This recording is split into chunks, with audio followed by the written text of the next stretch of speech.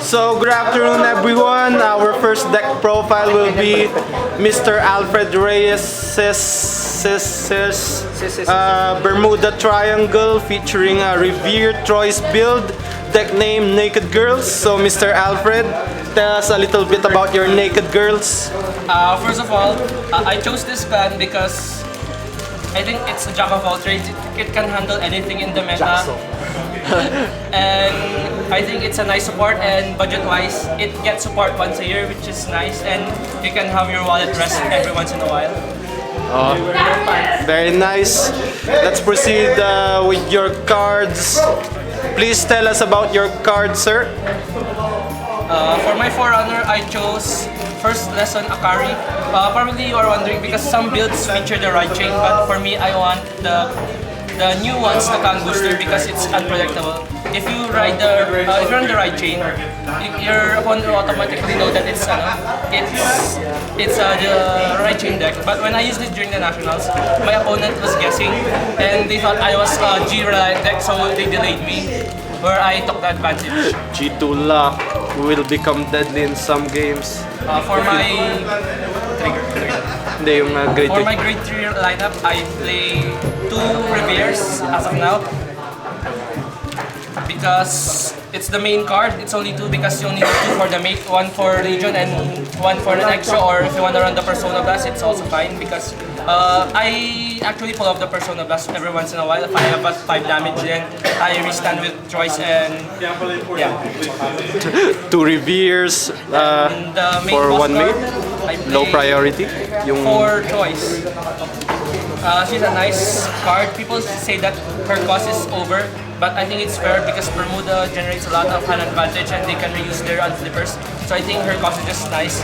And a standing Vanguard for deck that generates hand advantage is nice. And for my secondary boss card is Lauris. She's a nice card. If you don't ride Riviere, you can still run into Lauris. Her stride bonus is nice.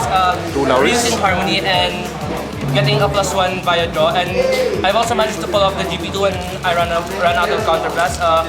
When she's in Harmony, gains 2 units gain +5 and an extra critical, which is a nice push for your opponent, especially when he's at 4 damage. For the grade 2s, I run 4 of the Super Idol Rivieres.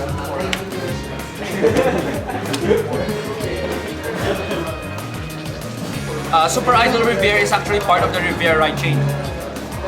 Some of you are probably wondering why Super Idol Riviere is in the deck without the right chain. Because if you ride choice into Riviere, the grade 2 Riviere, you can get a +1 and pitch the grade 3 Riviere, which is a free stride fodder if you get the first stride advantage. So I think you can run her without the right chain. Then next, I run 2 Spikas. The Amber Clone for Bermuda is nice. Reusing Harmony and extra attack with the +3 is a very nice offensive power because this deck's offensive power is a little lacking. Next is for the defense, Emilia.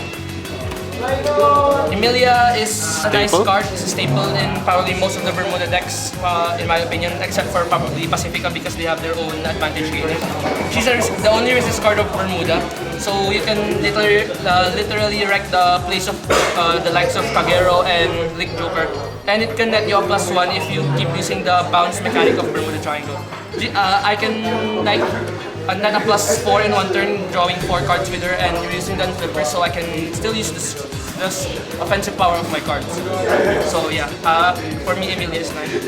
And for the probably I'd say the wild card in Ace is Ethel. I just recently added her to the deck, and I think she's nice because if you ride the Riviere, you get a +10k here. Then if you perform Legion, another +10k, which will give her 28,000 power, which is very big. That's more than 20k guard with the boost. I just recently added her because back then I think she gets easily retired, but as of now I think she's a nice tech to the meta. And for the big ones, of course, for Unflipper Perfect cards because the counterblast in this deck is very heavy. And 3 Shizukus. Shizuku is a nice deck. It can net you any grade 3 force for free plus ones. As I said, Bermuda is a great plan with an advantage of netting you plus ones. I only run 3 of her because of the following cards. First is the Stride Fodder. I run only 2 because we already have her for searching grade 3, and if you ride choice to Riviere, you can have another Stride Fodder for grade 3. I only run her because sometimes you have issues when you only have Riviere in your hand, which is not a nice ride. So if you have her, you can search, drop her, or keep her for Stride, then search for Lauris, which is a better main Vanguard than Riviere herself. Then for another card that I recently added is Apprentice Idol Karen. She's Karen? Karen. Which is nice because she's like a grade 1 version of Emilia. But the only issue with her, that's why I only run 2 of her, is Soul Blast, which ruins the next card, which is Dance Flipper. The main unflipping for choice skill, because as I said, the deck is very counter passive.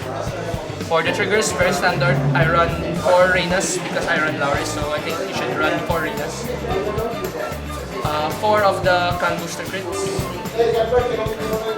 4 heals, very generic. And finally, 4 of the put the soul plus 3 draw triggers. Yeah. So our deck consists of 8 grade 3s,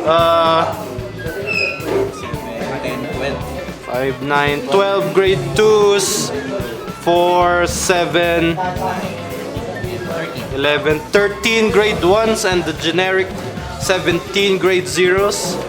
Very technical. Tell us about your strides right now. The strides are very straightforward because Bermuda Triangle has a very limited pool for grade 4s.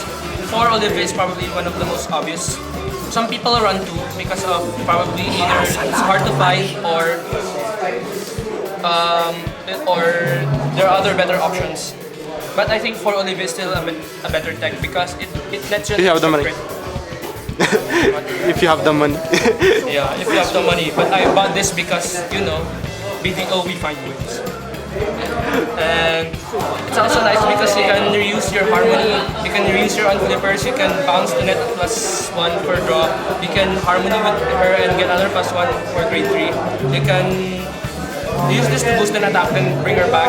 And the best part about her is the extra critical, which is very uncommon in Bermuda. Actually, I'm not sure if she's the first card in Bermuda Triangle to get the on-crit skill. Correct me if I'm wrong. And of course, the extra lane below is nice, the pseudo mirror. Oh yeah, I forgot the Labrador already has the skill that gains crit. But for a stride for Bermuda, this is also nice. I run just 1 Amoris because if it's your primary bounce mechanic, for example, if you want to rush for turn 2 and you boost with the PG, then you can bring her, use her to bring her back. And also, you can activate the skills of Karen and Emilia for an extra plus 1. I run 1 Somni. The generic on hit of Bermuda skill is nice. So when hits, bounce 1, call 1, the call unit gets plus 3. It's nice in fixing your lanes and reusing Harmony, and also giving that extra plus 1s to your cards. 1 Madu because we run the 10k Riviere. Sometimes if you ride her and maybe you heal a grade 3, you can use it to net a grade 3, or if you're in Legion, you can use it to reuse one of your grade 3 signal. And my final card is Atmos. People tell me why I run Atmos instead of running 2 of the Bermuda strides. I run him because of the plus 10k CB1 is really nice. I rarely use him anyway, but still as an extra or secret deck, your opponent can be caught off guard. So that's it. So that's it for Bermuda deck profile. Very offensive deck, which can be proven by Troy's, Ethel, Atmos. Those techs balance offense and defense thanks to Emilia, Karen. A very technical deck. If you want to know more how the deck works, watch his previous matches, Mr. Alfred Reyes with this deck, Naked Girls, and here are our Naked Girls. Thank you very much, Mr. Alfred Reyes, and congratulations for winning this week's tourney. So that's it, Team ContiBreak, Honors Ground Baguio, and subscribe to our channel and like our page.